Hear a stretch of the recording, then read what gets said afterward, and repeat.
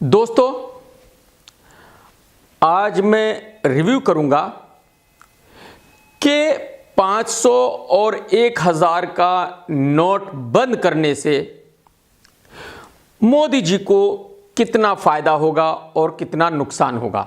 सबसे पहले मैं ये बता दूं कि मेरे लिए मोदी जी का ये डिसीजन आज तक का सबसे बेस्ट काम है।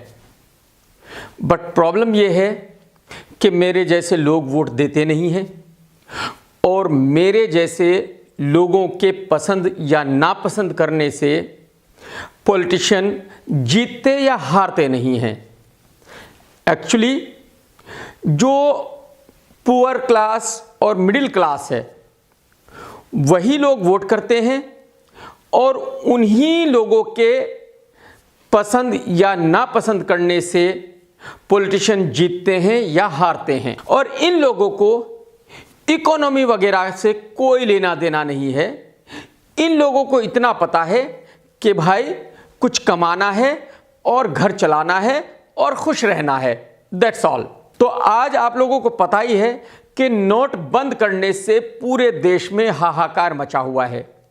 जो पुअर क्लास और मिडिल क्लास है वो लोग बहुत ही ज़्यादा परेशान हैं। तो अब मैं आपको ज़रा डिटेल में समझाता हूं कि लोगों को ये परेशानी क्यों हुई और इन लोगों को मोदी जी का ये डिसीजन सही क्यों नहीं लग रहा।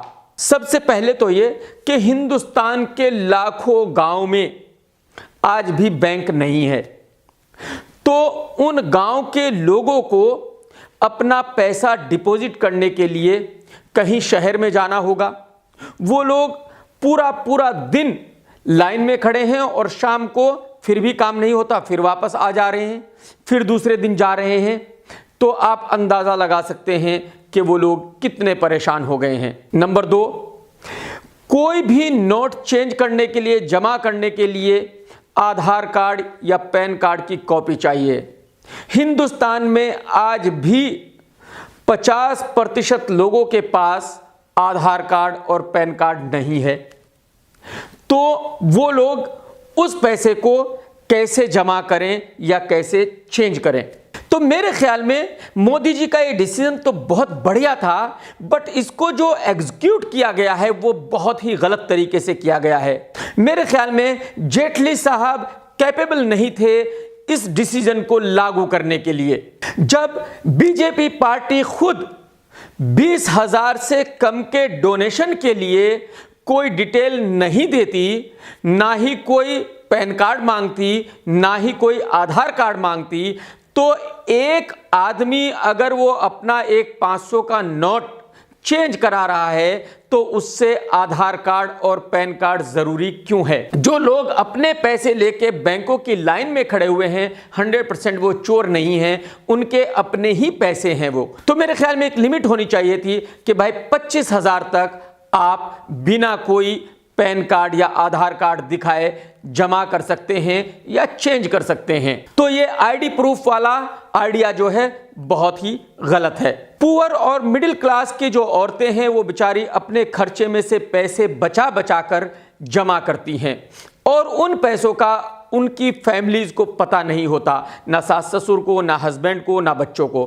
अब उनको वो पैसा निकालना पड़ा और वो अपनी फैमिलीज को दिखाना पड़ा, यानी वो तो चोर हो गई हैं कि भाई इन्होंने कैसे ये पैसा इकट्ठा किया है।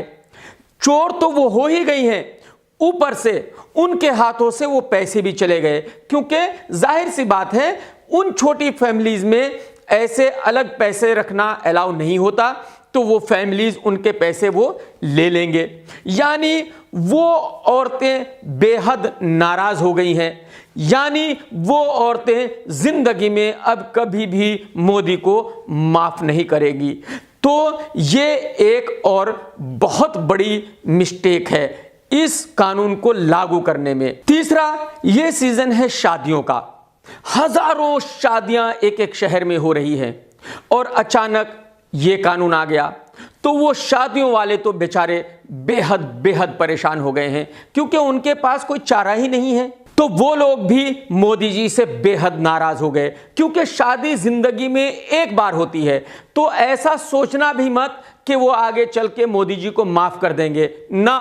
वो ये कहेंगे यार मेरी जिंदगी में शादी एक ही दफा होनी थी, वो भी मोदी जी ने मेरी शादी बर्बाद कर दी थी, तो ये लोग भी मोदी जी को वोट बिल्कुल नहीं देंगे। अगली बात जो सबसे खतरनाक है वो ये कि इन पुअर और मिडिल क्लास लोगों ने मोदी जी को वोट इसलिए दिया था क्योंकि मोदी जी ने इनको कहा था कि जितनी भी ब्लैक मनी है स्विट्जरलैंड में और बाहर के देशों में वो मैं सब वापस ले आऊंगा और आपको 15-15 लाख रुपए दूंगा।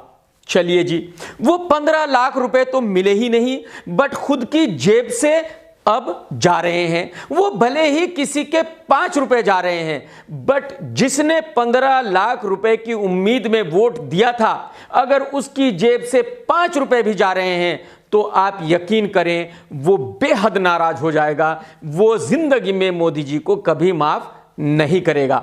ये बात उनकी समझ में ही नहीं आ रही है कि भाई जिन्होंने ये कहा था कि हम ब्लैक मनी बाहर से लाएंगे, वही मोदी जी अब ब्लैक मनी हिंदुस्तान के घर घर से निकाल रहे हैं। तो ये एक बहुत ही गलत संदेश है जो मोदी जी को बहुत भारी पड़ेगा। तो नोटबंदी जो मोदी जी का अब तक का सबसे बढ़िया काम है, वही उनके खिलाफ पूरी तरह चला गया है, क्योंकि जो पुअर क्लास और मिडिल क्लास है वो जनता पूरी तरह मोदी जी से नाराज हो गई है। और इसका मतलब यह है कि मोदी जी का पतन शुरू हो गया है। ये मोदी जी के कैरियर की एज ए पॉलिटिशियन सबसे बड़ी गलती है। तो अब आने वाले चुनावों में, वो यूपी में हो या पंजाब में हो, बीजेपी पार्टी का बुरा हाल होने वाला है। बीजेपी उतनी ही बड़ी फ्लॉप होगी जितनी आज रिलीज होने वाली रॉक ऑन 2 हुई है। यानी मोदी जी आने वाले चुनाव में बुरी तरह हार जाएंगे और पीएम कोई और बन जाएगा। Take care Modi ji.